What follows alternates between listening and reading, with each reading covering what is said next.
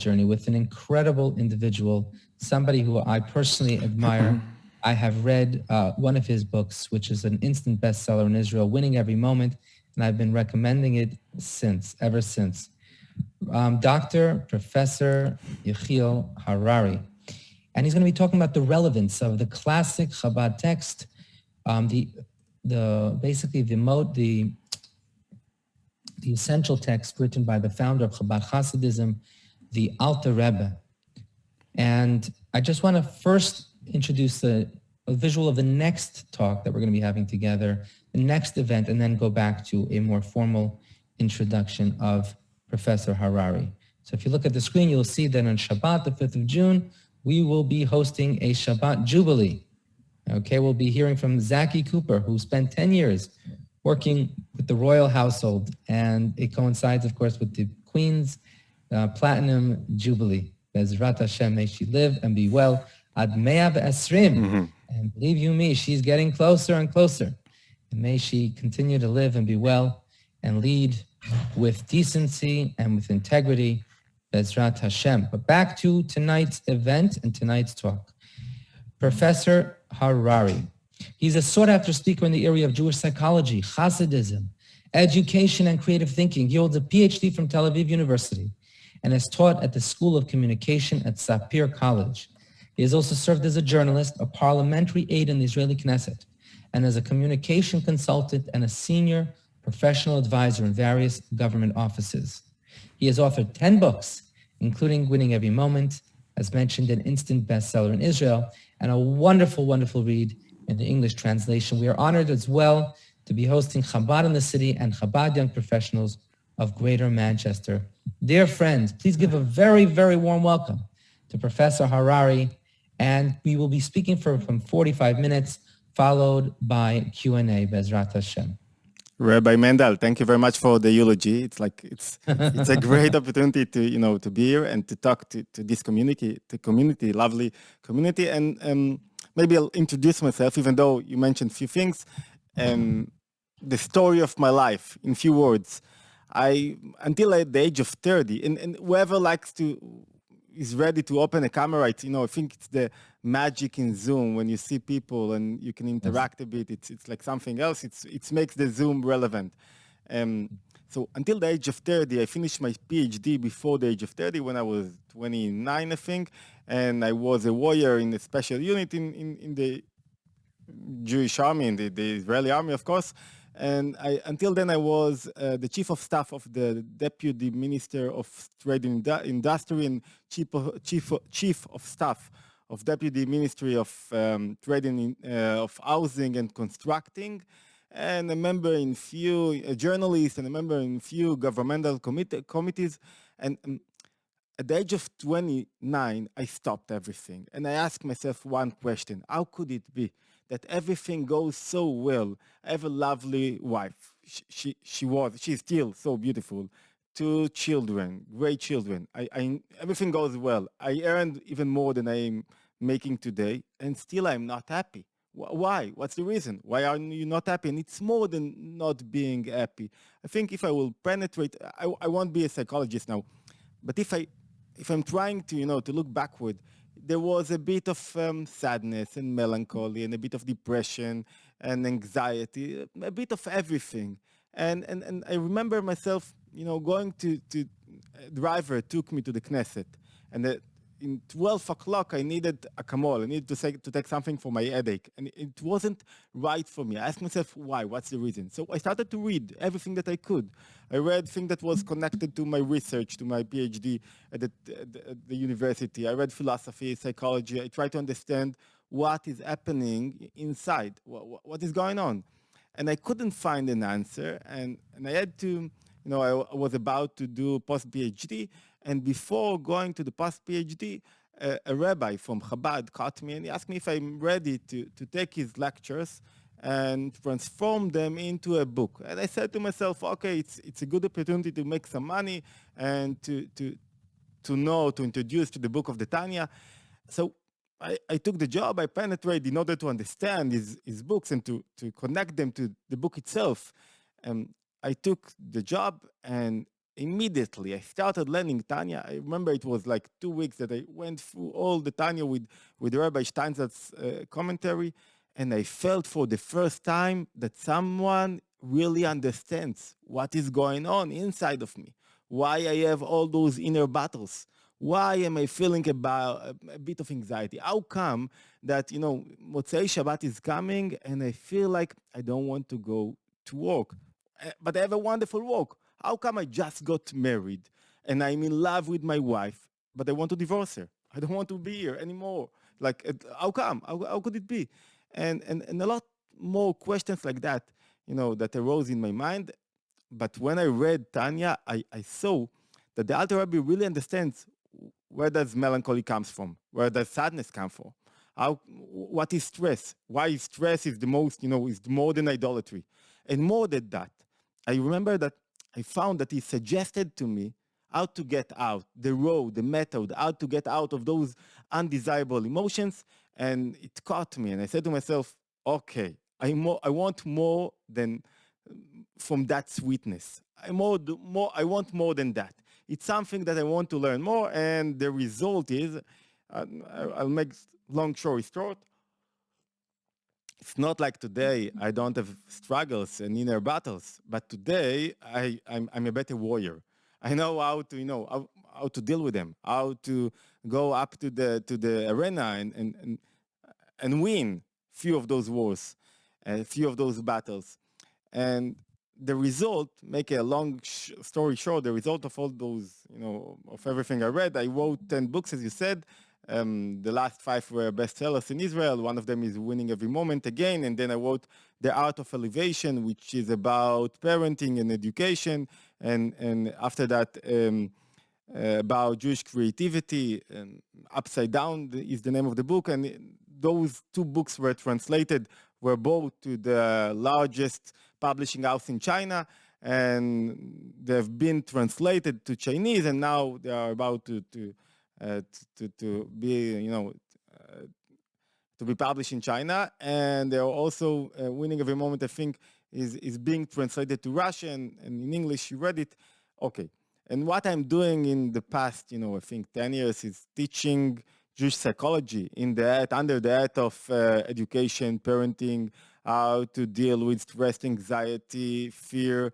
How to overcome undesirable emotion, how to discover your inner potential, how to be more creative, all those kind of ideas. And I want today to deal with one of them. There are 2 bodies of knowledge. When you do the zoom out, this was my biography, it's short bio. It's like, and I'm lecturing about this usually in Hebrew, but I really enjoy, practicing my English. So this is a great opportunity for me. When you do zoom out and you look and you look at the Tanya from a broad perspective, you would find 2 bodies of knowledge. One body of knowledge deals with what's the connection between the creator and the creation. How can you see so many different and separate phenomena in life? And you can find the line that takes them all together and connect this line with godliness. This is the most important body of knowledge. The second one is how can you understand all those phenomena in your life? How can you understand the connection between your soul and your body and combine them together and find harmony of this connection? And the most important thing, the most important blockage that we have in our soul, the most important attribute that Hasidism talks about is about what? Emotions. Desirable emotions, undesirable emotions. Why? Because when you do not overcome your emotions, in Hebrew, emotions are midot. When you do not overcome emotions, you cannot find this unity that you have to find in your life. So what are emotions and how can we overcome them? And what are how can I split between desirable and undesirable emotions? And how can I win my inner battles? What does it mean? How can I overcome stress, anxiety, depression? I want to start with the answers, to be very practical, and from the answers we will understand maybe the point of view of the Alter Rebbe. And when I'm talking about the Tanya, I want, to use a broad perspective that also get into it, all the interpretations of the rabbis and the way they introduced the Tanya and understood the Tanya. So how can we overcome when you have depression? You are now feeling, you cannot push yourself forward. Everything is so heavy. Life is heavy. You do not enjoy nothing. The coffee has no taste. You don't believe in yourself. You feel that nobody wants to listen to you. You feel that you cannot break through. And you want to live, but not this life. This life is not for you. So what can you do? What roads you have? The Alter Rebbe, the Tanya, suggests 3 different methods. You can use all 3 of them, and it's better to use all 3 of them, but they do not applicable to every situation. So you have to know in what situation to use what method.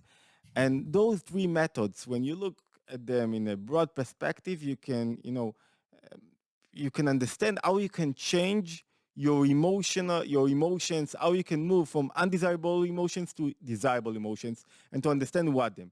So let me introduce those 3 methods, and we'll delve into them and understand them and see some practical ideas. How can I do that? And why and when? The first method, the first word that you can use, called in Hebrew, it's beneath taste and knowledge, reason and knowledge. In Hebrew, it's like tam vedat. Taste, because it's not only enough to understand things. It's you have not only to understand it, but you taste it. It has to be a part of you. You have to implement it. So one method is according to taste and knowledge, according to reason and knowledge. The other one is beneath taste and knowledge, reason and knowledge. And the third one is above taste and knowledge. What are we talking about? Let's talk about how to overcome undesirable emotions according to reason and knowledge. What are we talking? What do we have? What are emotions? Emotions are the engine of the soul. Their role is to connect you with your spouse, with reality, with the world. Without emotions, I have no connection with the external world. Think about relationship. Yeah, everything is great in this relationship. You know what your role in the relationship. You're doing everything. The communication is great, but you have no emotions, no love, and you do not know how to go backward and forward. You have not without passion. What can you do with this relationship? It's not enough. It's not a relationship. Even though you are raising the kids together and everything goes well, without passion, without love, if you feel far away, the worst thing in a relationship, if I can say, is coldness, that you do not feel anything. If you are upset, if you want to say something, if you want to scream, if you cannot accept what is going on over here, if you cannot if you cannot, you see your spouse and you say to him, I want you to change yourself. I cannot anymore deal with this behavior. There is something good in it, because something bothers you and you want a connection. But when it's cold, when you don't care, it's the worst when you don't care. So emotions are engines. Think about God. Think about God that is creating, and everything in your life is great. And there is God, you are there, and there are mitzvot, commandments. But without Him having emotions, how can we have connection? Who are you? What is the connection between us? Without emotions, I cannot love him. I cannot respect him. I don't have ha. I don't have ira. It's something very strange. It's something very far away. He is there. I'm here. I'm doing V on whatever I'm doing, and that's it. So you must have emotions. Emotions are very subjective. When you are contemplate or meditate on something, you are objective. You're trying to understand it, and you get out of yourself. But when you feel something, the place that I feel something, this is the place that I give you, I approve you. Without feeling, if I have no feeling to this glass of water, or better to this coffee, I won't notice it. Like I have no connection to that. If I don't feel, there is 90 days, I think, 80 days, a war in the Ukraine at the beginning. I think you are like us, We're very, the war and seeing news every hour. Now, less and less people care. Why? It's sad, but less and less people care. Why? Because you don't have any more strong emotions. Why? Because the news do not arouse in you those emotions, but without emotions, I do not prove the thing, and it's not a part of my life. Emotions are always subjective. And also another problem that with the emotions I start to be. The ego start to develop in the emotions. Without emotion, there is no ego in the mind. The ego in the emotions. I want you to approve me. I want you to love me, to give me respect, to see me. I want emotions more than all. If my wife is cold to me, it's like I can understand her. I can't accept coldness. Okay. So this is the emotions. What's the problem? Good emotions, desirable emotions, push us forward, connect us. That's the whole idea of emotions. What are undesirable emotions? There are those that push us backwards. When I'm sad, what happens to me when I'm sad? I can talk about sadness for hours. I have hours of talks about sadness, but in one word, in one sentence, what is sadness? That I want something to happen, it didn't. Reality does not goes in the way I want, so I'm sad. So think about it. Sadness push me forward, push me to do, to create, to be creative, to think. To no. When I'm being offended, you told me something, and I feel how she told me that thing. What happens to me? I don't want to get out of my bed. I don't want to create, to upload content to YouTube, to say something because I'm afraid. I'm afraid that something I always want to please other people. Why? Not because I care so much about other people. This is another reason why I please people. But the most, common reason why I please people because I don't want people to criticize me, to say about me bad things because it's only about me. So undesirable emotions does the opposite thing. They do not accept their role. Instead of push you forward, instead of connect you to the world and reveal unity in the world, they do the opposite. They get you back into yourself. You are now in the middle. And this is the main problem. And one, just to add, one most important idea about emotions, each one of us has a different dominant emotion in him that characterize his personality. Like, and every mother can see in her child this virtue, this in Hebrew it's called midah. You know why midah? Measurement. Why in Hebrew emotions calls midot? Why? Because if your emotion is in a measure, in a certain measure, you can live with that. It's good for you. It pushes you forward because it knows how to accept other emotions. But if your emotion is getting out of measure, like I am now angry, when I am angry, what happens to me when I'm angry? It's if you have been angry in the past week, you know that. My mind, I mute it. I mute my mind. Ask people that are now angry. And when I'm angry, I'm ready to divorce. I'm ready to sacrifice everything. I don't care. Why? Because my mind is not working enough.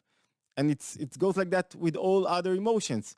Let's talk about what is when you have craving to eat something, but you have the diabetes. You cannot eat it. But I need now. Without, if I want it, it's like a bit of addiction. If I want it now, nothing works for me. I'm ready to lose everything, but to eat this thing or to do this thing. And ask people that now in jail. We had a president that was in jail because of his desires. Ask him, are you ready to spend 7 years in jail, to lose everything, to go from such a high place to such a low place because of 5 minutes desire? He would say to you, of course I'm not ready. But what's the problem? That I muted my mind in those moments. So we are talking about the most important method, or one method. We are talking about the first method is how can I overcome those undesirable emotions that want to illuminate in my soul? We have a soul, we have a body. The emotions are powers, are traits, are attributes that illuminates and animates feel that from the soul, the body, but when they are desirable emotions, they are in a measure, midah. And when they are in a measure, they're pushing me forward. This is the secret of motivation. Now I have motivation to do things. But when the emotion want, to illuminate without measure and to control my soul and to control me like stress, like anxiety, what it means stress? That I think I have to be in two places in the same place and I cannot handle that. And now it's like you feel that you are being weakened, you are losing powers when you are in stress. You're not gaining powers. There are all those theories that says a bit stress is good for you, a lot of stress is not good for you. And you cannot, the problem with the undesirable emotions that they are very natural. And because they are natural, they will never accept to be, to illuminate in small amount. They want to control you. They want to control the body. The Alter Rebbe says there is a battle in your soul, and they want to control the whole city that you have in you. So what can I do? What's the role of the mind? What's the role of meditation and contemplation? What's the role of it? The role of the mind is to take to take the emotion and to weaken them, not to let them control you, not to let the emotions, the undesirable emotion. And we said that each one of us has a specific emotion that is suffer from it more than all. And I can sign to you and bet with you that most of your quarrels or fights in your marriage or whatever are all connected to this attribute, to this midah, to this emotion that we're talking about. Because there are those people, next time that we'll talk about, my 11th book is about, it's about to be published, I think 3 more in the summer, and it deals with breaking the boundaries of the personality. And it tries to explain that the difference between personalities is connected to the dominant emotion that each one of us has. And as a mother, you can see your child when he was 3 years old, when maybe he had the tendency to laziness. Now you can see this tendency at the age of 5, 10, 15, 25. At the age of 3, it wasn't a problem because you enjoyed so much when he was, next to you. And it's fun when your child is lazy because you don't have to run after him in everywhere. But when he's lazy in the age of 25, or when he have tendency to depression, which it's a common thing nowadays, and it's a big problem. And usually we have tendency to those people, that have tendency to depression, they are very unique people that have a lot what to give to the world. If I don't have what to give, what reason do I have to be in depression? I don't have any reason. When I have depression, I feel that I want to influence, but there are no receiver in my subjective point of view. Nobody wants to receive from me. Think about Jordan Peterson. I think the most influenced psychologist in the past 10 years. Maybe you heard about him. I believe. And it was amazing to discover that 2 years ago, he was for a year, he had hospitalized because of depression. The one that taught people, he wrote 2 books, both of them are about 12 rules for life, how to live your life, how to overcome depression. And you are getting into depression, how come? Because from his subjective point of view, and there are always the environment and things that happens to you. But from his subjective point of view, he had this tendency. And why you have the tendency? Because you want to influence others. And there are those that doesn't want to influence others. They just want, to understand or to do other things. Let's get back to the point. So the role of the mind is to weaken those undesirable emotions. How the mind does it, you meditate. You try to understand. Okay, she told me that I did something very bad. Now, I was very offended because what she told me. And when you are being offended, we said, you are losing control. And the most important thing for the Alter Rebbe was and is to control your emotion, to be the owner of your emotion by your mind. If you do not do that, you are being controlled. How can we learn that? Where do we learn that? Think about God. Do you think about God that is being controlled by his emotions? that is, yes, is angry. So when you're angry, your mind, we said you mute your mind. Can you think about God that mutes his mind? You cannot think about it.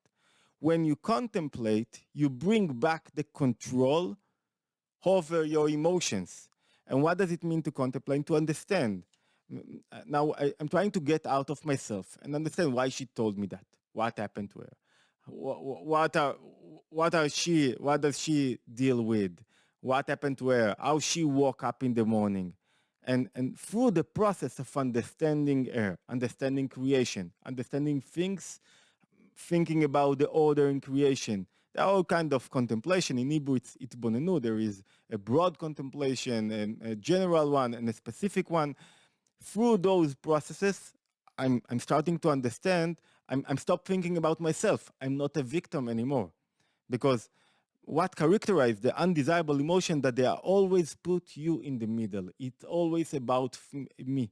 We think about someone with big ego that is like going like that and is full of himself. No, big ego. It's depression.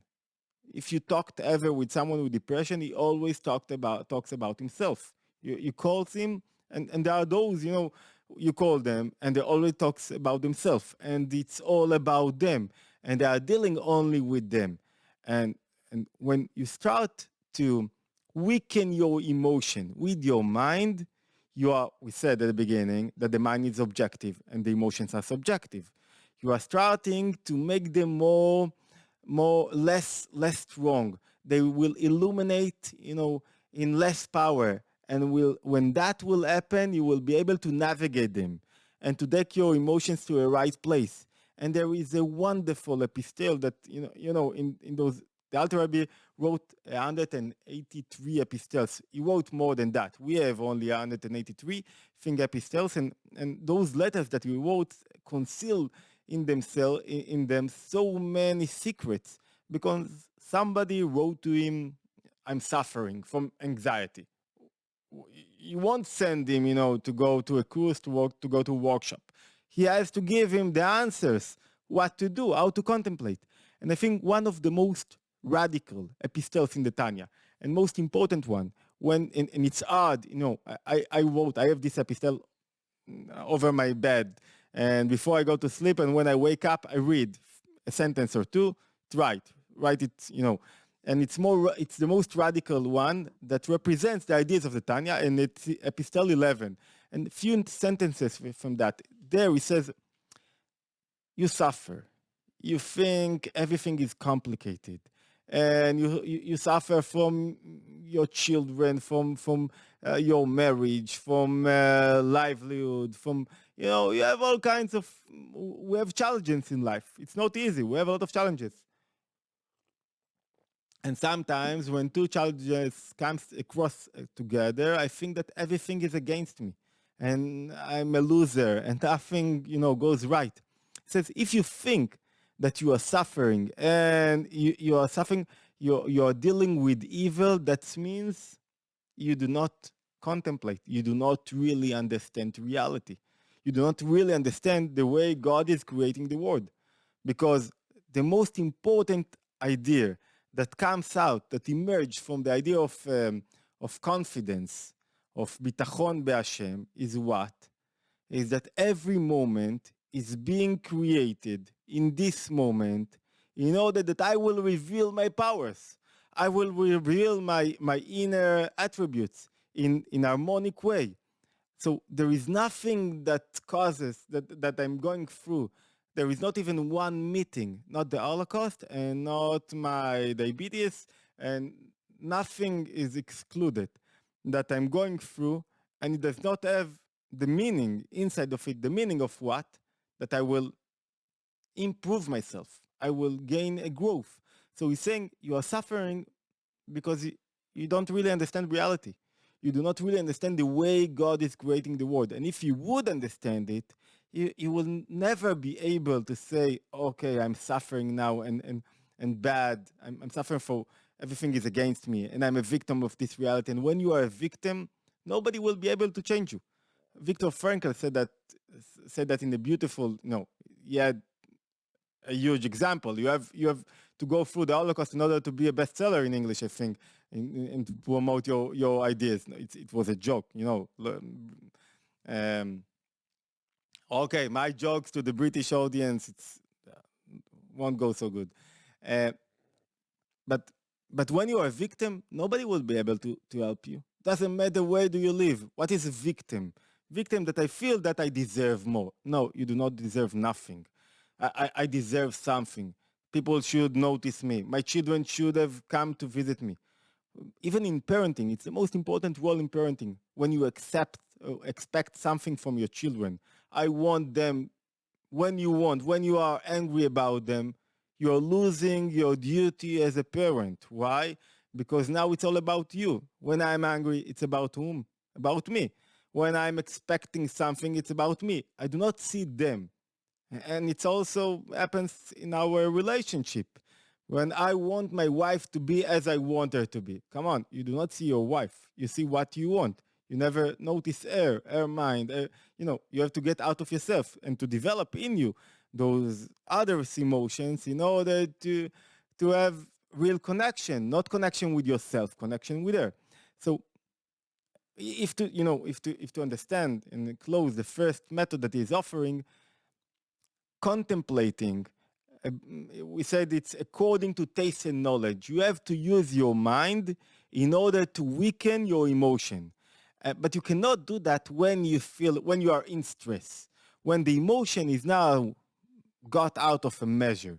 Now it controls you. And now you are like, in this moment, you are really angry. This method won't work because the mind is too weak. You cannot contemplate. When I'm angry, I cannot think about things. Now I'm angry, that's all. I have to eat now. So it works to prevent undesirable emotions, and not only to prevent, when I have a moment, when somebody have a lot of thoughts, and those thoughts catches him and drag him to the worst places that he can think about them, because every thought is connected with emotion, and all the thoughts, arose in him undesirable emotions. We are looking for one moment that he will be able to gain back his mind over his emotions. So this is the first. Maybe I have a minute to a story. What happened to me? I'm living in south of Israel in a beautiful place. It's the Toscana of Israel, and about 4 years ago, I think, before I published the book. The Art of Elevation, about parenting and education, and it was about, I went to I don't know how other authors, Rabbi Mendel told me how he writes his books, and it's a very unique way, but I go to my wife and I ask him, I have a wonderful idea, what do you say about it? And writing a book, it's closing yourself for half a year or a year in your room, without working, and it's a big investment. And I came back from United States and I thought about winning every moment again, and I thought to myself, doesn't matter the whole story because we won't get out of it, but I thought to myself that the most important thing is to teach children how to win their battles.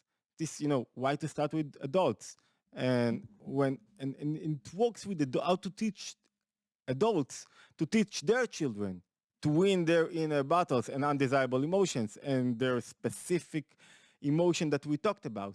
And she said, okay, go to the room. I wrote for, I think, 8 months. And after 8 months, I felt, you can smell the end of the book. And we had a date to publish the book, and everything was, and I went to sleep. I didn't want to sleep. I sat on my couch. It was 11 p.m. And I thought to myself, I asked myself, maybe I'll make another coffee or no. And I fell asleep. And I woke up at 3 a.m. in the morning, 3:30. And I was full of, singing a song inside of me. It's like, you are finishing something. I don't know, Rabbi Mendel wrote books, so he knows. It's like at the beginning you have a wall, and now you have to go, it's a huge work. And smelling the end of it, it's something that makes you happy. So I did whatever I needed. I washed my hand, and then I saw that my computer is not in its place. And I looked, I saw that my wallet that was, is not there. make long story short, two neighbors of us, Arabs from the village just over the fence, jumped over the fence, got into. They took my wallet. Somebody gave me about more than $1,000. It's 40,000 shekels to buy to him tefillin. And they took that. They took my computer, and I had a backup. So they also took the backup, but the backup, I didn't have the cloud back there, but I had backup that everything I had from, everything I had that I wrote all of my life was in this backup. And I put the backup when, it's the hard disk when I went out, but I never thought that somebody will jump on me. Thanks God they didn't took me. I felt asleep. Fell to sleep and so they took everything. No, the end of the story goes like that. Before I'll go to the point, the end of the story, in the morning, I called the police. They did nothing in Israel. And I found the one that bought from those two thieves, two Arab thieves. I found the one that bought from them my computer. I told him, I'm ready to pay everything. Just bring me my computer. You don't know, it's a year of work. It's everything. And I'm waiting. I don't, if you ever wrote a page, how much sweat, how much you worked on this page to Oh my lose God, a year work. It's like, come on. And he said, no, I have no problem to bring you the computer, but I have so many computers, advertisers. How would I know which one is yours? That's what the Arab salesman told me and then I couldn't find him anymore. In the morning, I had at 8 p.m. I have Chevruta. I'm learning with someone, a psychologist, very prominent psychologist in Israel. We're learning together Hasidut, and he told me, let yourself mourn a bit. Don't be like, why are you happy? Why are you smiling? It's not like losing somebody close, but you lost a year of hard working, and you didn't, it's not only that. I lost everything that I had in the hard disk. And I told him, let's open together one epistle of the Alter Rebbe. We opened an epistle that it was like, without you just open it. And in this epistle, the Alter Rebbe is writing to someone that lost about 8,000 rubles. And he was very, very stressed and sad about that. And the Alter Rebbe is trying to teach him how to think, how to see what happened. He's writing to him like that. I'll try to translate. He said, my love, be strong and be sure that God will give you back what you lost. When I read that, the first sentence didn't touch me too much because I thought to myself, maybe I won't want to write again, to sit again 6, 7, 8 months and to write from the beginning, everything, it's a lot of money, it's a lot of time, you postponing all of your works, and you don't have the passion to do it anymore. Maybe I won't like to do that anymore. And then he continue. Those are like that are the emotions, the midot, the measurements, the traits of God, is crashing and curing, crashing and curing. And the repeatness is the Alter Rebbe is repeating. Why? Why to crush you and then to cure you? I ask myself, in order that you will contemplate, you will look, you will try to think, you will lose your mind, you will get out of your comfort zone, and you will understand creation, life, the way you live life in a different way, in a better way, not in the convenient way. And when after you are doing that, be sure that the midat harachamim, the measure of mercy, not the judgment. After judgment comes mercy, grace. It will bring you whatever you need. But there is one condition in order that from now on, everything will go on the right direction. What is this condition? This condition is that don't kick the afflictions, don't kick your suffering. Try to contemplate, to understand why it happened to you, to fix what you have to fix. If you are suffering for something, it's not for nothing. There is a reason for that. What is the reason? No, you are too sealed. You don't understand your wife. That's why you suffer in your marriage. You are full of yourself, so you don't understand others, so you don't develop yourself. You are so much without confidence, so you are not ready to invest in the right moment. So you are suffering. Understand why you are suffering, and when you understand that, this is the reason why you have to be happy. And happiness is the most serious and important, I think, idea in Judaism. If to conclude what the Alter Rebbe said, or the first method, I think that we will use only the first method. We will present only it. But if you will give me more time, I'll present the others. What the Alter Rebbe is saying, you have to, without, in marriage, without working on yourself, you are just two people that are so egocentric. And now this egocentric comes together and it goes well. But if you want to work on your mindset, understanding reality, or understanding why thing happens to you and what are those emotions. And usually when you learn, that's the most important thing. When you learn, thing changes not by, it just change. You don't have to work specific on these emotions. It's like if you are in fear, a friend called me two more examples to understand it. I think it's better to understand that, to catch it. And a friend called me and he's full of complications and things happens to him and his wife and he lost a lot of money. And I told him, I thought about it and you need to bring a new light to your life. You need to start, delivering content to YouTube. And he said, come on, what are you talking about with me? I talked with you just now how I'm suffering, what happened to me. I'm building a new house and I'm in debt and my wife and everything. I told him, what will take you out of it is not speaking about yourself. It's doing something else, something that you will discover that you are not in the middle and you are not victim. And then when you are making a small change, all the other small change in your mindset, all the things find their resolution. Everything, get back to its place. The measure of rachamim, of mercy, will appear then. Okay, let's. How I'm with the time. You want? Can I continue a few more minutes, or you want Q&A or whatever? A bit more. Are you ready? Stan, what are I'd you say saying? Okay, let's I'm catch the other method, the second method. The second method is below taste and knowledge, reason and knowledge. And we said taste. Why taste?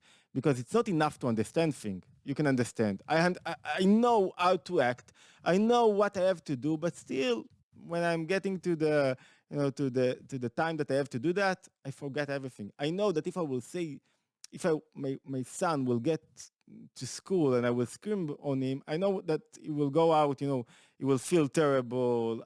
I know everything, but still, I cannot not scream, criticize him.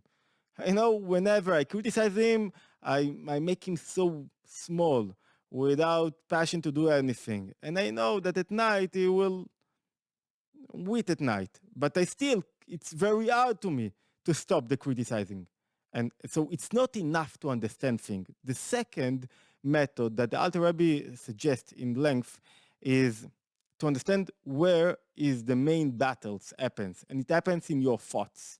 It's a bit like mindfulness, but I think it's more developed than mindfulness. What are the thoughts? The thoughts are only garments.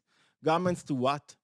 To your emotions and to your mind, to whatever. How do you know that you love your wife? You do not know.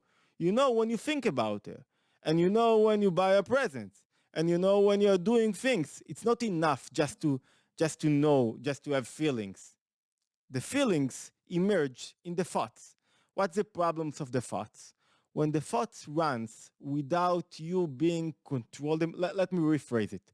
When you do not control your thoughts, navigate your thoughts, decides which direction you take your thoughts, and what you do not think about, no matter what, and what you allowed yourself to think about, you will never be a mental healthy person. Why?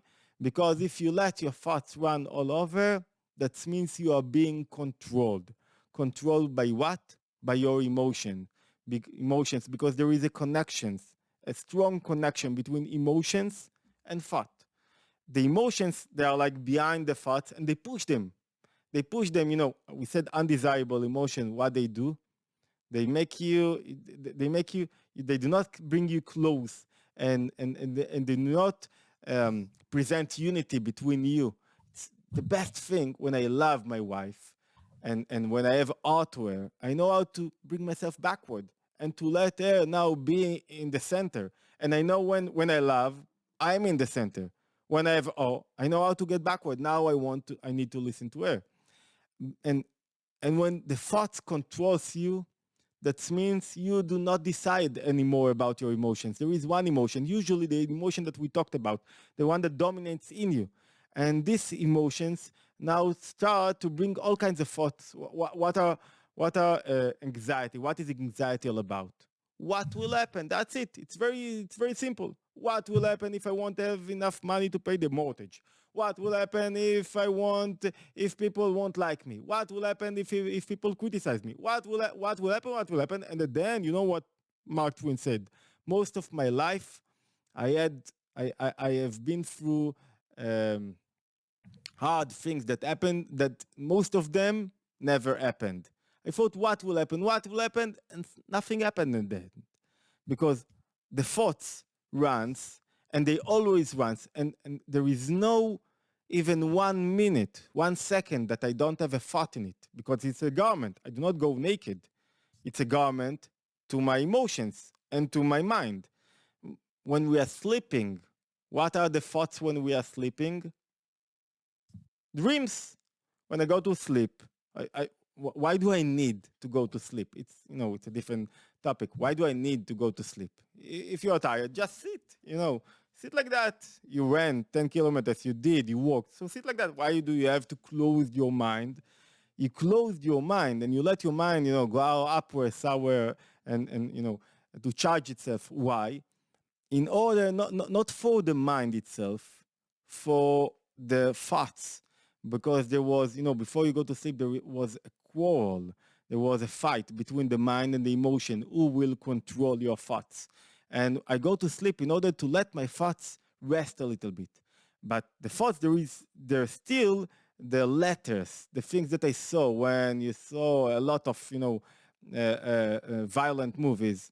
So at night, you will dream about violent dreams.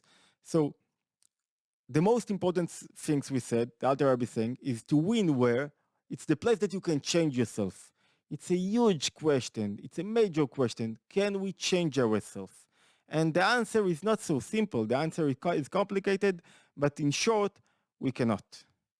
We cannot. You got married with a guy that has a tendency, there are those that have tendency, to be open, to be grace, to give, and and you can see that when they have the toothbrush, they push it in order to bring out, not the tooth not brush, but the tooth. Come on, never mind. No, thing that you do not use in English. Toothpaste. Toothpaste. So when you have the tendency of gvura, of when you are strict, you will push it from the downside of it. And when you are open, you will push it. You see children or adults that push it from the middle. That a lot of paste will get out. What do I mean? When you do not control your thoughts and navigate them, you are being controlled. So now the most important thing is to know how to do that. Why it's beneath taste and knowledge, reason and knowledge, because there is nothing that is connected to thinking, to understanding, to reason in it. How can I control my thoughts? The most important thing is to use the attribute of netzach, of victory, of winning. What does it mean? In short, the method is very simple, but you have to practice it. Without practice it will never work. I tell to myself, and it's not like telling myself, it's not like convicting myself. It's like I'm deciding. I do not allow myself to think about what will happen. I don't allow myself. And if I will get, it's in the Hasidic literature, it's called a strong decision. If I will have a strong decision, without strong decision, I won't make it. One example, it's about my mother, about a year ago, less than a year ago, I think 7-8 months ago, they found that she had the disease, the cancer, and she was 74 years old, and she had the disease 30 years ago, and she overcome it, but she had, very hard memory of what, of the process and whatever. And when we came to the hospital, and the doctor told us, what you are, standing, and they are not so, they don't have patient. So, it's in the middle. They have low range, middle range, and odd, you're going to die in 2 months. Middle, you have 2 years, and easy, low, it's like you have 5, 6, 7 years, and you will overcome it. And they said we are in the middle level of the disease. And I told her there is only one thing that you can do in order to overcome it. What you eat, it's very important, and to exercise, it's very important, but there is something more important than that. Your mental situation. What does it mean? Happiness. What does it mean, happiness? Happiness, it's that everything that happens to you is precise for you. And the most important question that she asked, and she knew that, how can I be happy? They just announced me that, I'm facing the worst thing that I was so afraid from. And this is the trick. This is the paradox, that you have to be happy. What is happiness? There is only one way to be happy in those circumstances. You cannot think about what will happen to me if I will need to go through chemotherapy, if I have to go through surgery. You cannot think about it, because nobody will give you the answer. There are no answers. Nobody knows what will happen the next moment, when you go out, when we'll finish our conversation. Nobody knows. Nobody knows nothing. Confidence is not to think.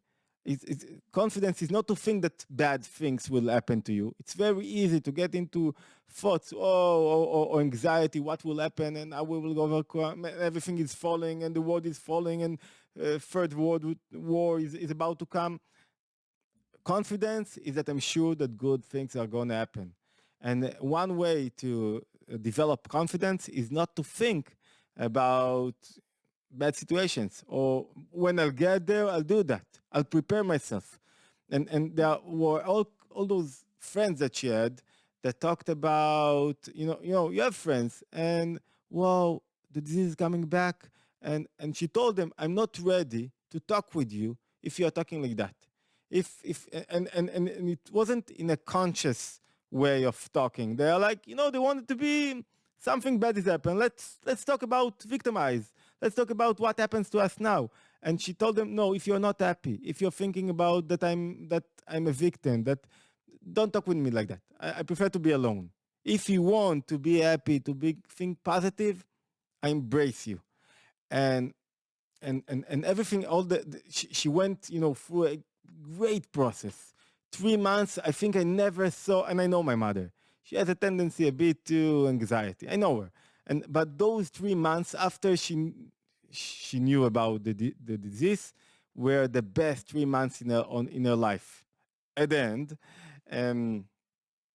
in the summer, she had a friend from Germany, and he's a great guy, and he came to help her. He was 75, something like that, and he came to help her, and he came on Sunday, on Tuesday, something like that. Don't catch me on the word.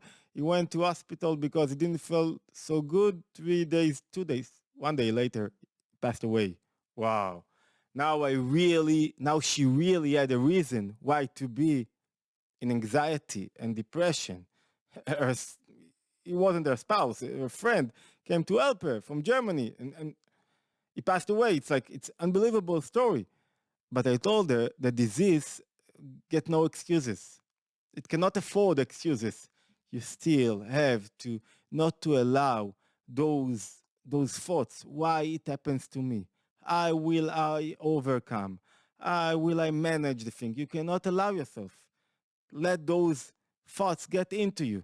And there is a beautiful, I don't have any more time, I think, but it's a beautiful method and process that the Alter Rebbe suggests how to postpone those thoughts. And he said just one point that he suggests in chapter 27. He suggests if you know the first most important thing is to make the to understand when it's your first thought. First thoughts, it's like the reflection. You cannot choose your first thought. You know, if I'll get into your mind, so many things are there and so many thoughts that, wow, I will. The most, you know, when I read it, I told myself, oh, I'm not the meshuga, I'm not the crazy guy, the only crazy guy in the class. Everyone are like me. I know what is going on in his mind, but you cannot handle or win or reject the first reflection, the first thought. But when you notice that, and you notice this thought, and you see it, and you say to yourself, okay, I know what you are going to do to me if I will let you penetrate. And if I let you and I sit like that and start thinking about, you know, when you are old, about closing my life, I know. And I tell you, no, you won't get into me. And I smile. And the next thing that you have to do, the Alter Rebbe is saying, and it's like something amazing, you have to be happy and to smile to it and say, okay, now it's my life mission. Everything I brought to this world, I'm in this world in order to do one thing, to win in this moment. Everything else doesn't matter. How much money I make, it's less important. What will happen next month doesn't matter. Winning this moment, winning this thought, rejecting it, choosing other thought, thinking, having something positive to think about it. This is my only fight that I have in this moment. And we have to say the truth that the Alter Rebbe wasn't a psychologist, but he knew he was Hasidic master, but he knew that he won't be able to bring people closer to godliness, to make a change in this world if people will not overcome their emotions and they will not be able to navigate their thoughts. So what we did in the past hour, I think, we talked about the two methods. The two methods that the Alter Rebbe suggests. There are a lot of tools and suggestions and you know a lot of things to know about them. But the first one was to meditate, to understand, to use your mind in order to weaken your emotion. And it's a process. It's a long process, but the fruits are so sweet because you start to understand why. Why do I suffer? What happens to me? You can be professor to mathematics. You can win Nobel Prize, but you won't know what happens, you know, under, beneath. Why are you going through? What are you going through? And the Baal Shem Tov, the founder of the Hasidic movement, says you have to listen to your emotions. Otherwise, you won't know what is going on in your thoughts. So we said the first method is to meditate. And he suggests all kinds of meditation and learning in order to weaken the undesirable emotions. And the second method was to try to navigate your thoughts. And he suggested it's a series of methods how to do that. But it's very simple. When I will be able to choose another thought instead of the one that I didn't choose. Remember, always, the undesirable emotions are natural. Winning, you know, having good emotions, it's not natural. Why? Because I have to put myself aside. And it's always about, you know, what is feeling good. It's last sentence. If you leave me like that, I won't stop speaking. What is feeling good? How do I know that I feel good? I know when I feel bad. I know when I'm in anxiety. How do I know that I feel good? I know that I feel good. How? That I do not feel myself. When I do not, you know, when you feel yourself so much, that means you are sick in a way. When you do not feel yourself, that means that you are in a good place. Why? Because your emotions knows how to be together, how to live together, how to teach one each other. Okay, next invitation, we'll add the last method that the Alter Rebbe suggests. I think it's enough to use those three. The third one, it's when I talk about my next book. So thank you very much for your invitation. It was a pleasure for me. If you have questions. I will. Yes, I want to jump in a quick question. Well, my first question is something that I'm really curious about because I personally relate to your story about the book. It wasn't exactly that type of dramatic story, but when I finished Positivity Bias, literally the last night before handing it in to the publisher, I worked on the manuscript throughout the whole night. I went through the night because I had to give it in the next day, and I made edits and comments, and I rewrote, and I brought it to the finish line. And literally, as I was finishing, my computer crashed, and I lost everything I worked on that night. So that's one night, not 1 year. And it was devastating. And I thought to myself, you know, Hasidic teaching says when something happens, you have to ask not what was the cause, but what was the reason.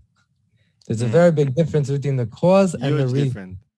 And I think in that one sentence, you have really one of the greatest and most transformative spiritual teachings. Basically, it helps us elevate to a divine narrative rather than simply strictly a human perspective. And I thought to myself, wow, you know, I just wrote a book about positivity. You know, maybe Hashem is giving me a little tickle and he's saying, well, now it's time to start reading your own book. Now it's time to start practicing the teaching. So that was my little experience, but an entire year, wow. Tell us what ended up happening. You know, even if just one, you know, thing, even if you'll take God outside of the picture, even if you are, you know, atheist, if you do not believe in nothing, if you have two options, what to choose, how to feel, to be a victim, why it happened to me, oh, I lost it. It will be harder for you to overcome this, you know, disaster are always something subjective. Someone has, you know, a sinking floor in his house and thinks that, you know, everything doesn't go good because it feels that it's all his fault. And someone else, you know, went through the Holocaust and is now getting out of the Holocaust and is smiling and overcoming. So it's very subjective. And even if you take God out of the picture, this is the right thing to choose. And what's the end of the story? I said, after reading this, you know, after reading the letter of the Alter Rebbe, I said 6 months more. And at the end, we published the book, The Art of Elevation, which was a huge success in Israel. And so you never got the computer back? No, never got. I hoped that it will be published in Arabic. I think they need that. They need the Art of Elevation in Arabic, but didn't yet. I didn't heard about it. That is truly a remarkable story. How quickly did it take you to process? Did I understand you correctly, that literally the next morning you were already smiling? When you're learning, it's hard winning every moment. But when you're learning, when I lose connection with the material, with those things,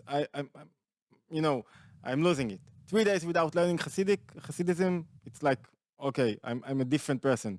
But if you learn every day, it's like you oblige you. Let me tell you about, you know, when you have with your wife. I have with my wife, we are learning 10 minutes a week, something about confidence. And it inspires us through the whole week.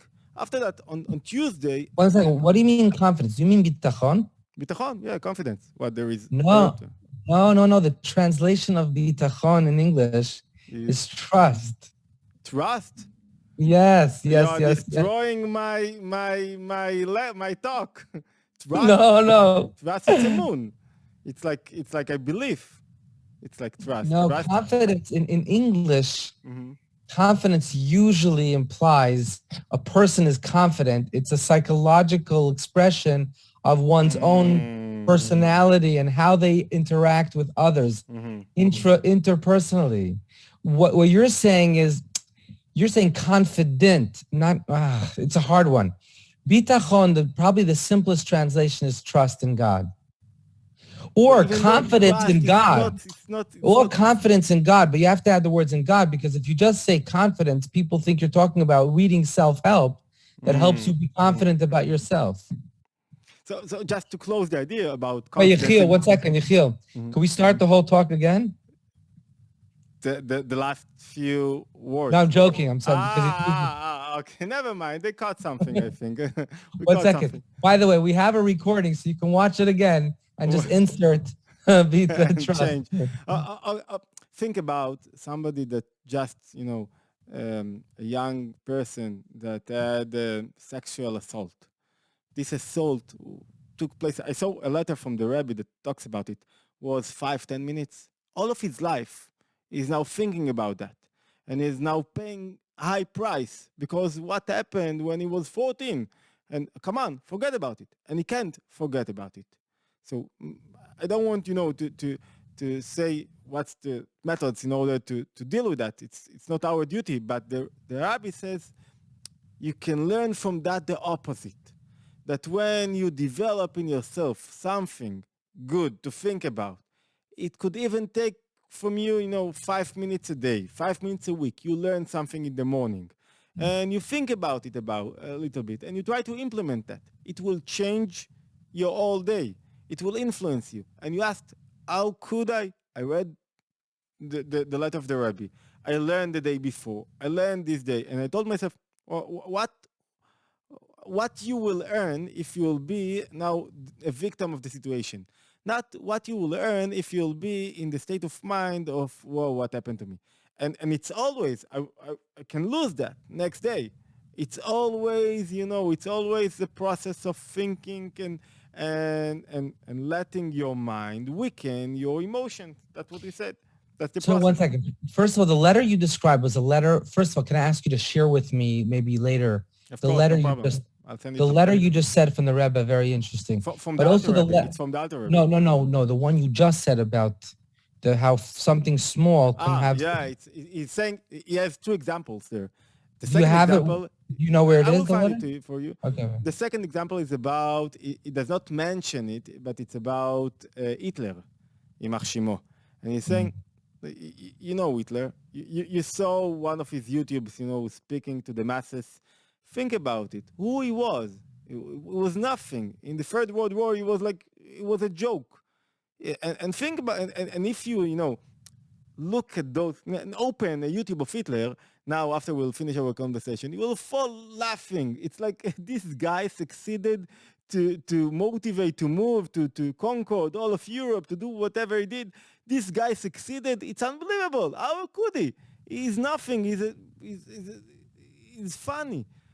So the Rabbi is saying, he does not mention his name, and he's saying, if he succeeded, that means that you have a lot more powers to change things. Think about yourself in a different way. If he fought in such a huge terms, huge point of view adopted, you can do that, but to spread goodness, to spread good things in life.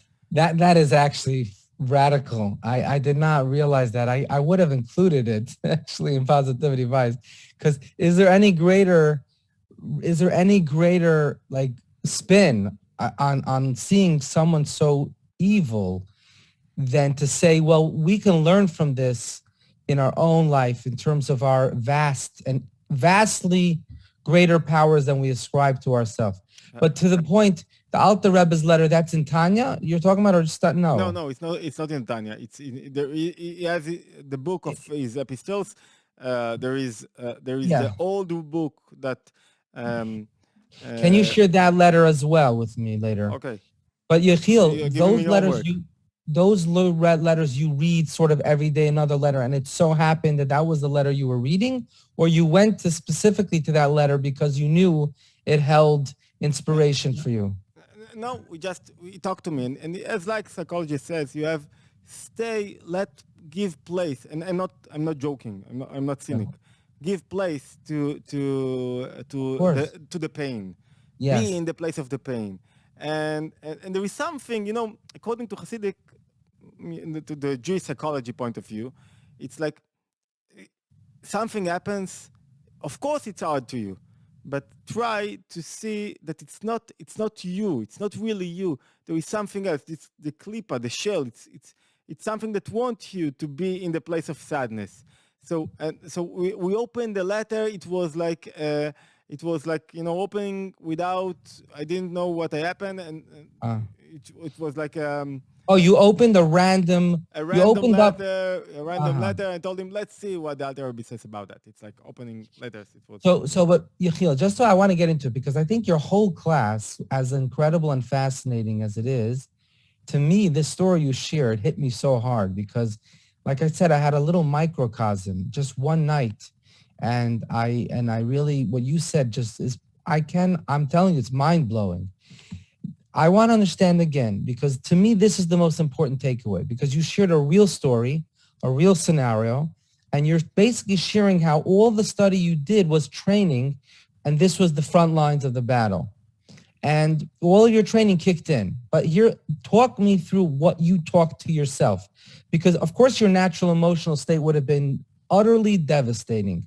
Now, you told yourself, okay, I could be a victim or not.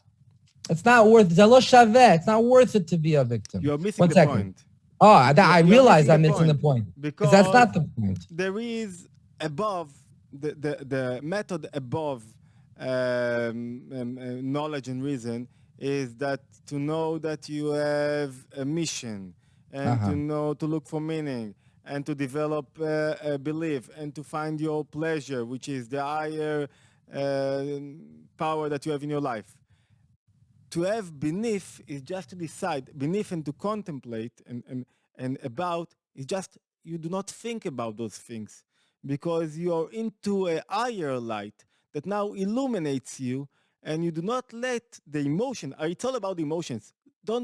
Usually psychologists and therapists are trying to let you to find the talk, to find what happened. And it's all about emotions. Emotions are powers that comes from the soul. And what you need to do in each way, any way that you can do it, to make the emotion that want to control you. And in this situation, it's despair, maybe could be despair, or maybe depression. It's not depression, it's despair in this situation. Not to let you now control you. And when you contemplate before it happens, how would you translate the word mimela? By the way, by itself? Oh, no. Automatically by itself, without paying attention to the process of what you have to say to yourself. Because you are in such a state of mind when you are now learning something and you are with friends, you won't think about other things. In order to learn, you have to close, to mute channels, open channels that you have in you, and not to let them control you. And when you're doing that, you're not now thinking, what do I have to think about? You are in a mode of So if I understand correctly, this is the process of meditating. It's not a process of, okay, now how should I think about things now? This is when you have to prevent at the beginning, it's like it happens by itself automatically. But when you are not in this mode now, and you, that's why I said, when you learn every day, you are in this mode. And when you are not, now you have to talk to yourself. Now to convince yourself, and to convince yourself, it's a hard place usually, because if the emotion control you, you won't succeed. You'll tell yourself, no, I don't want to watch it, I don't want to eat it, but you'll eat it at the end. In order to win, when you are being controlled with undesirable emotions, what you have to do is to think on another thing, to distract yourself from that thing. Okay, so again, practically speaking, you're saying there's three approaches.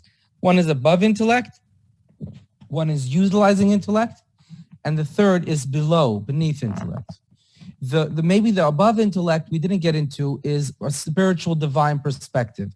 What does a God want from me in this? Leave God aside. Let's put aside. What reality wants for me? What my wife needs for me? What life needs for me? What my business needs for me?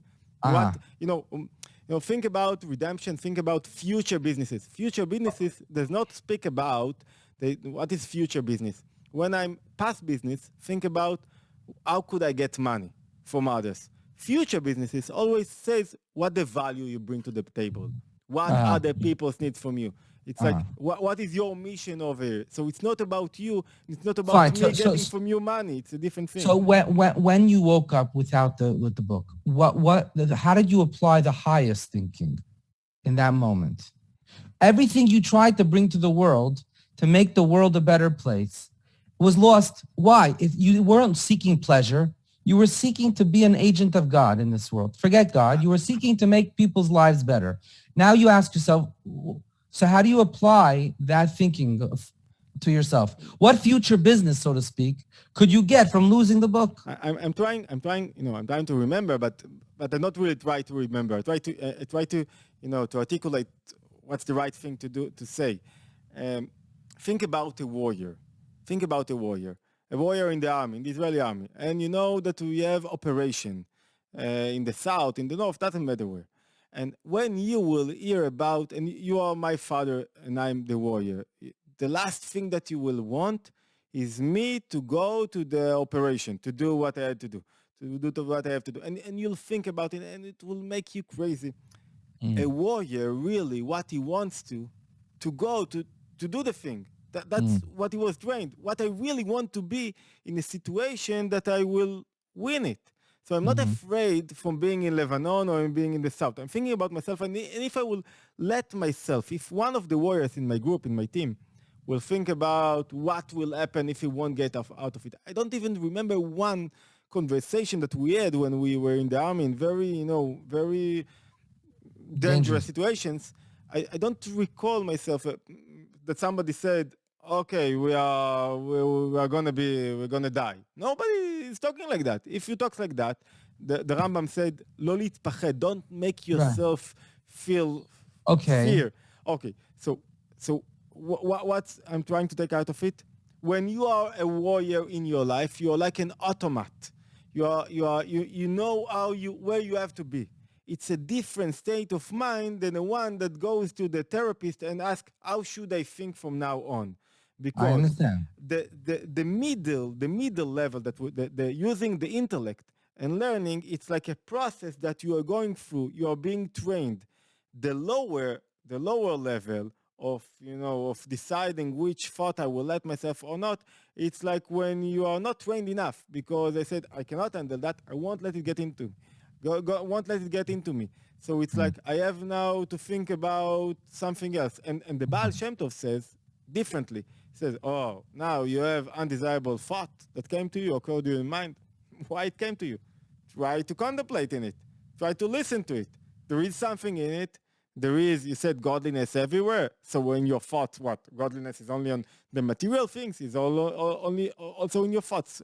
When you are developed enough in your second, in the second method, which, it needs a lot of work, then you can contemplate on your thoughts and said, okay, maybe in this thought that I had, why do I have desires to, I don't know. You can understand a lot more things about yourself. And the third level, we said each one of us has a dominant emotion, dominant midah in him. It's not for nothing. You have to understand, it's not enough, to not to let this emotion to illuminate in you in an eye in a very strong way. You have to understand it. Why? And if you will understand it correctly, you will see that in it you have the higher motivation. You can find in it a higher motivation, or you can find your life mission in it, in this undesirable emotion. Okay, first of all, I know what you're talking about, but I think that's a avodas hatzadikim, to be ma'ila machshava zaras. That's not for the average person. That's right. Yeah, but so let me build from the bottom up. The lowest level is a person who says, look, the way to deal with my emotion is to change my thought, because the thought generates the emotion.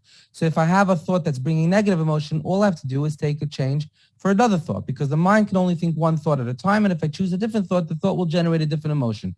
Beautiful, brilliant. That's on a practical level, and that's for somebody who feels I can't work through the emotion. I have to completely uproot or negate the emotion because it's too powerful for me. Fine. Then we go up to the middle ground, which is the intellect. Somehow, and I didn't understand it fully, the idea is that the mind can help you through contemplation. You can somehow deal with the emotion or diminish. This is the way you are built up. When the mind is working, it's like a machine. When the mind is working, the emotions are not strong enough. It's like you have a secher. How would you say secher? Logic. No, secher, it's like when you put, in order that the water won't flow you want to stop the water in the river, so you build A dam. Dam? dam, I think, yeah. In order that that the emotions won't, control you. What's the Right. problem? If the emotions control you, you want to weaken them. You want, in a way, it's a Wait, dam. but how do you weaken them? By thinking about the emotion or by removing yourself from thinking about the emotion? Dam, yeah, right, dam. The secret is if you don't have emotion, you don't have passion. You don't have something that will motivate you. You need the emotions. They are the one that push you Right. forwards. So, Okay. but if you have too much emotions, you are being controlled by them. So you Right. need to use the dam in the right. This is the secret of life. To use the dam, it's like in the right way, in the Right. right to close them, to open them. Okay. So now when your mind is working, we said it's automatically when you are using your mind usually and you think right, then the emotions do not get to illuminate in such a level that I disturb you. understand. I understand. It's an automatic process. That's why I understand. if you do zoom out, what's the rabbi did? There are a lot of conversation and ma'amarim and sichot and a lot of things. Why? While learning, the emotions are in a quiet, they are quiet now. They do not disturb you too much. Now learn more. They won't interfere. If you let them, they'll interfere. But now you leave them, in a place that they do not control you. It's like, and we said automatic. It's like we say it's by Yeah. itself. It's a result. Automatically. It's a result. But It's not like I have, just to think the idea, it's not like I have, if I'm suffering from sadness, you won't find in Jewish psychology, which means in Hasidic literature, you won't find a lot of talks about sadness itself. Why? Because you don't deal with the emotion itself. We forgot to open to question to others, so they left us. You do not, you do not deal with the emotion itself. You try to change everything that you look at. Think about Life is Beautiful by Roberto Benigni. You saw the movie? החיים יפים. You saw it? So yeah. It does not tell his child, we are now in the ghetto, we are now suffering, never mind, we'll overcome it. He's playing with him a game. He's now changing his whole perspective, and the child is happy. So if I will, at the beginning of the Tanya, the Alter Rebbe is saying, I have answers to all of your questions. And when you open, just a word, and when you open Tanya, there are no answers. You won't find any answer. Where are the answers? It does not give you answers. It's changing the way you view things. And this is the Epistle 11, Laskil Chabina. And then when you are doing that, now you cannot let the emotion now controls you because you are in a different level of life. Let me try to apply that. You lost, again, I want to come back to the scenario because the scenario is very vivid. It's very concrete. You wake up in the morning, it's gone. The lowest level is, I'm not thinking about it. I'm thinking about my vacation. I'm not thinking about what will happen tomorrow. And I would gain another $3,000 in order to close the month. I'm not thinking about those things. Back then, it was, it was a challenge. Right. But I would have thought that the worst thought is the thought itself, that you lost a year's work and a piece of your life. And how would you recreate it? But either way, I think you were saying, whatever the thought is, the first immediate reaction is, I'm going to change and think only positive thoughts. Mm-hmm. Fine. Next, through the process of intellect, by definition, the human design is that the intellect and emotion can't coexist in equal intensity. And the more you tune up the volume of the mind, the lower you tune down. What? You're so clever. You touched the point. You're a good teacher. The lower you turn down the intensity of the emotion. Great. But what you didn't talk about is what thoughts. How do you, when you're in the grip of emotion, how can you then, in the thick of the emotion, extricate yourself to a higher plane of pure intellect when you're fighting so hard? Nothing will work. The mind is not strong enough when you are in the thick of the emotion. Nothing will work because the mind is not strong enough in order to weaken now the emotions. So it won't work for you. You have to find quiet time, quiet place, because you cannot convince yourself now. I can stop with you and talk about all kinds of thoughts that you should adopt, how to Right, view right. life, So you're and saying don't get there. Don't let yourself get to that place at all. when you Because are in once that you do, place, the only thing that will help you is the below or beyond or above, because okay. not think about something else. Now don't do anything that is connected, because המתאבק עם מנוול מתנבק מתנבל בעצמו. When you fight against those thoughts that try to they want So you're not, so you're not talking, when you say engage in intellect rather than emotion, you're not saying use your mind to somehow rationalize or talk to the emotion. No, because it's not effective. use your mind to Just use your mind. It's another form of escapism, but a healthy, positive escape to a higher place. But it's, Lift yourself up. It's not the mundane mind. It's not like understanding mathematics, even though this will also help you. Right. It's it's the By the way, understanding the life. This is what you're saying. This idea is very much supported by neuroscience. The idea that there's different parts of the brain. I'm not an expert, but the basic thing is you can shift to the reptilian brain, and then the idea is to move away from that and to enter the more cognitive side. It's exactly what you're saying. Then the third thing is to see, how do I apply some type of purpose to what happened, correct? How do I elevate this, what just happened, somehow by seeing in it some type of meaning? Is that the third approach above intellect? Let's think, the whole thing about, if you read the Rabbi Rashab and the Rabbi, and you're reading more than me even, the whole idea is to gain the perspective of not understanding the situation, but understanding what is happening in your soul. Because the whole game is the way the soul is illuminating the body. And to make a harmonic connection between soul and body, spiritual and physical body, this is the secret of life. And this is the secret. Why do we have this duality? Why do we have this duality of soul and body? In order, it's like the duality of world and the existing world, the material world and the creator. In order that nobody will think that liveliness, creation is by itself, that somebody creates itself. So everything is about this harmonic connection.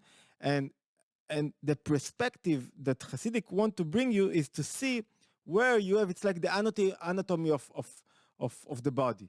When you go to a doctor, it does not ask you what if you had a quarrel yesterday with your wife, if you are in stress. It's trying to see where you have in your blood a place that there is blocked. And then there you will put something. What's the idea? Where you are blocked. When you are in the middle, it's called yeshut, ego. How would you translate yeshut into? Yeah. So all the three methods are methods that we have in the 10 Sfirot, that we have in our soul, in order to get you out from the center and let you see another perspective, and in the same time let you understand that you have a meaning life, and you are influencing, and you are needed, not in order that you will think about yourself, but in order that you will push yourself forward. So the higher, the above mind and reason and the intellect, the whole idea of it is that you will know that you have a life mission, and this life mission is not something strategic, it's in every moment. And you have to know that somebody needs you in this moment, because if you are in this moment, somebody needs you. So it's not like, do I have meaningful life? People kill themselves with the question, do I have meaningful life? I don't know. It's a very subjective question. I could do great thing and I will think that I contribute nothing to this reality. So it's like when I know that I have something to do here, only then I take myself out of the picture, out of the center, and see what my wife needs from me. What is my role as a parent? Why my need you? So it's like and when you have this perspective, everywhere you are, you have like a mission. Someone needs from you. Something needs from you. Maybe my book needs me.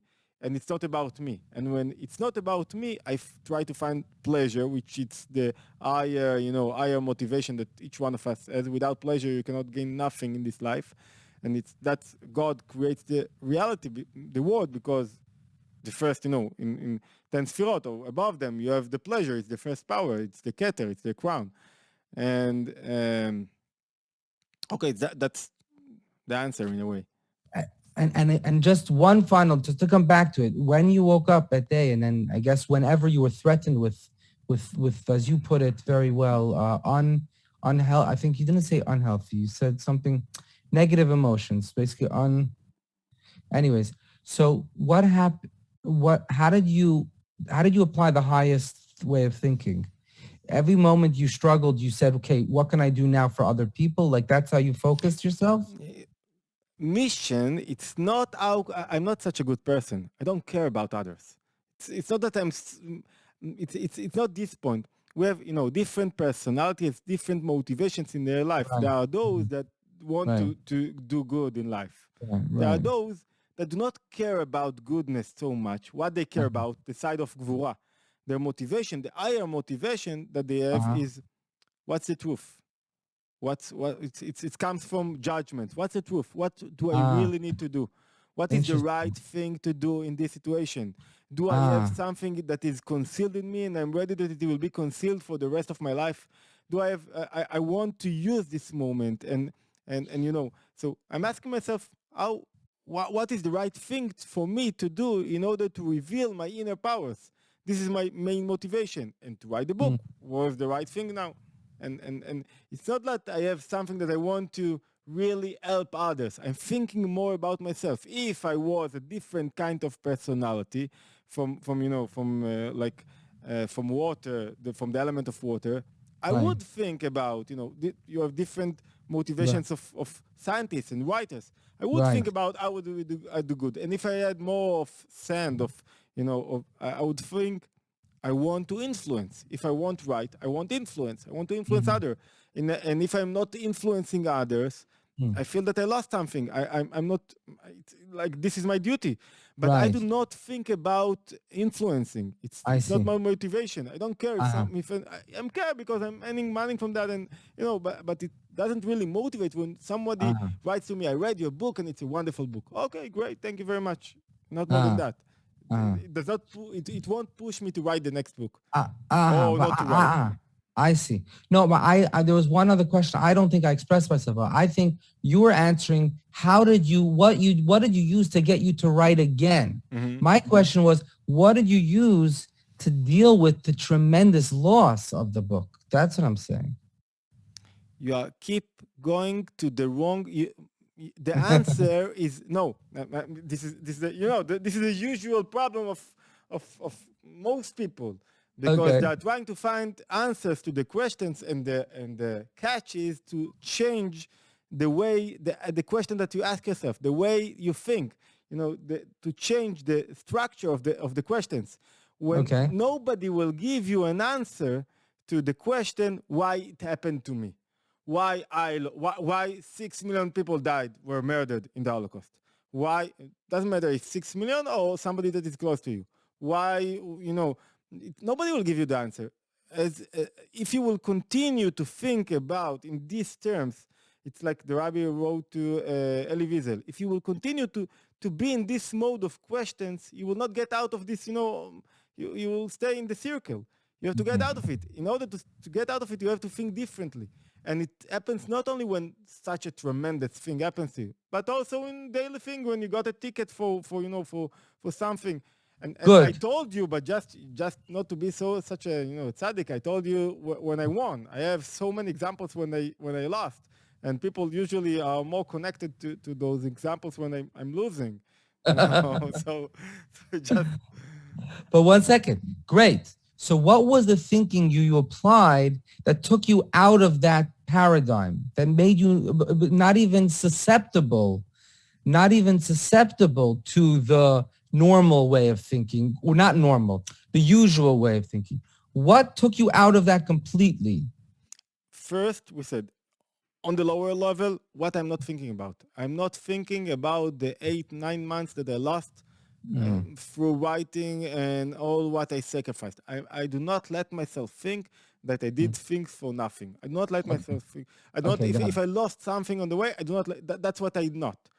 What positive thinking is? Now what? Now what? Let's think. A businessman does not ask himself why it happened to me. He Yeah. asks himself what now, what are we Right. doing from now on? What's the answer? Interesting. And But and and and and I notice those undesirable questions with undesirable emotions behind them, trying to get to me, and it happens right. every day. And I tell them, okay, no, thank you very much, thank you, stay out. Wow. and You and have a and and so you now have it's that like it's thinking. in every day. There is a bigger story. Uh-huh. There is I don't know if you heard about her. She is a great therapist. She helped us with our child about, it was, I think, now is 8 years ago, something like that. Somebody, her name is Tamar Noam. She's from the north. And she did tshuva, repented, became Chabadnikit, and she thought to go to the Rebbe, to Crown Heights, to 770, when she was to Rosh Hashanah, When? about 8 years ago, and she has four daughters, and she left them for Rosh Hashanah, and she went with her husband. It was the first time that she went to 770 at all, and she was excited, and we had a therapy with her. My son had therapy back then; he needed it, and she was great. She was, Um, and she went to the rabbi, and the second day, the first day, you have tashlich. You know what is that? You know why I'm asking you, like, tashlich. I'm asking for a stand. You're standing somewhere near water, and you throw everything that you have in the pocket. It's like you're throwing your sins, and it's like a Kabbalistic custom from the 16th century. It doesn't matter. And after she finished that, and she said she had wonderful prayers, and it was like, wow, something unbelievable. And she stood beyond a tree in Eastern Parkway. A Mm-hmm. car of non-Jew got into the tree, did something, an unbelievable circle, and she was hit. She lost her leg and few of her inner liver or something like that. Don't know really what she lost. She had several injuries. Now she's coming back home after a year in the hospital in the United States. She's coming back home to her four daughters, and what she wanted. She wanted to elevate herself, to uplift herself, to feel a bit more connected, to come to a rabbi, to be, to feel, and she's getting back half a person without a leg, suffering. And this was, she said, it was um,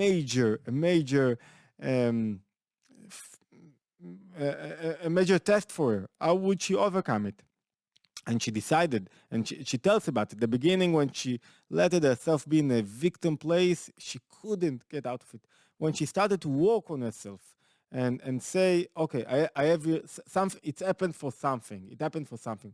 What can I gain out of it? When she changed the question that she asked herself, that's the only point when she started to get out of her misery and Uh-huh. and became Yeah. back a mother. And because it's like the example with my mother, you cannot answer those questions. Those questions they come from the Yetzirah. They want you, am I a meaningful, do I do meaningful things in my life?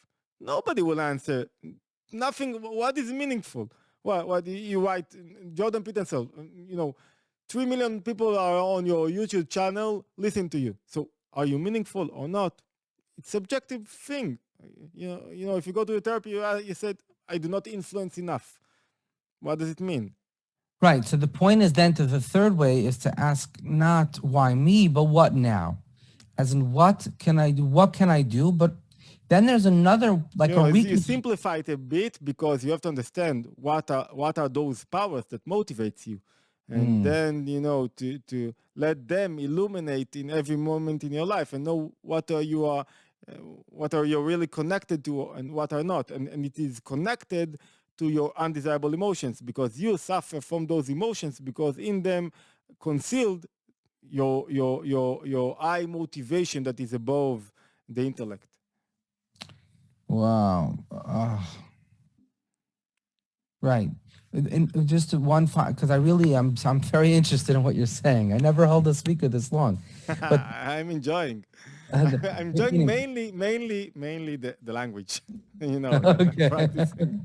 okay, good. As long as You you're will getting give me something. grades at the end. So, No, sorry. one It question. wasn't. It was. Now thinking about it, it was insulting in a way. No, I'm enjoying the conversation. I can handle It was it. l'chaim l'chaim. It was. So, one question is, okay, what do I need to do now? What are my responsibilities? How can I be the whatever for each person, their personality? But then, like you just said right now, then there's the question of what's the meaning? What is okay, I'm going to reuse a religious term because this is a religious concept. What's a hashgacha pratis? What is the specific divine providence in this event? Why did God allow this or cause this to happen to me? Meaning, not why me? Why did he hit me? Why did he hurt me? Why did he punish me? No. Think What does he want from me? How would he want me to respond? But also, what strength, what advantage can I take from this? Is that the third way a little bit? there is nothing like private providence in Hasidism because everything is private providence. You Yeah. know, God is creating everything in this moment. He's Right. not only Yeah. creating it; it's the inner liveliness. You would say is letting it be because he's holding it. First Right. chapter of the second chapter of the Tanya, second part of the Tanya, Sha'arei Yeah. Chudei Emunah. So what does it mean really? Why God created the world? Why he created the world? Not only that he will have dira b'tachtonim, a place down earth, he created because he wanted to discover his inner powers, his emotions, because emotions are always only for something that is external than me. I don't have emotions to myself. I show emotions to others. It could be other people. It could be my spouse. It could be reality. It could be my dog. It could be my, doesn't matter, my phone. So God couldn't show what is love without building, creating something that feels that is independent, because in order that he will show his love, he needs you to feel independent without nothing creates you. It's Shar Fine. Adam Kadmon of the Ari writes that. Right. So in order that he will do that, and he wants firstly Midat HaChesed, the grace, the attribute of grace, of kindness. It's the strongest one. It's like it's infinite, it's color, it's white. So he wanted what? He wanted to influence you, to give you. So if you think about that, if you think about yourself as influencing, so everything that happens to you, it's like imitating why God created the world. Everything that happens to you is in order that you will develop the right emotions. You will show, you will. What's the problem? The real problem with undesirable emotions, that they block all of your powers, your inner powers, all your will. If I'm now angry, I won't let my will, illuminate in my life and push me to the right places, to be an arrow that navigate my life. So, as he needs to be, how do you learn about a healthy person? Because you learn about yourself. You learn from God that all of his powers are harmonic. So you have to have harmonic powers. So everything that happens to you is in order that you will reveal all of your power.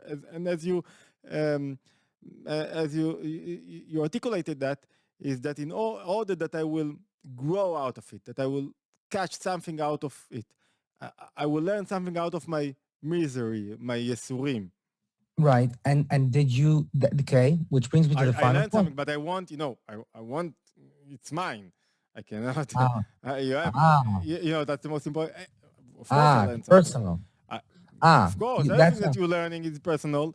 no, no, no, And no, no, no, no. I'm saying it's something that's private, not personal. Private. yeah, I learned something about myself very strong. And whenever I'm Wow. falling, I'm losing something. Even if the rabbi wrote a reshima, a note, before he became a rabbi, and he gave example, even if you send from the Gemara, and even if you send your hand in order to take 2 coins, 3 coins, and you got up only 2 coins. If you had 3,000 followers on YouTube, and now 2 left you have to learn how to fit something. Don't al don't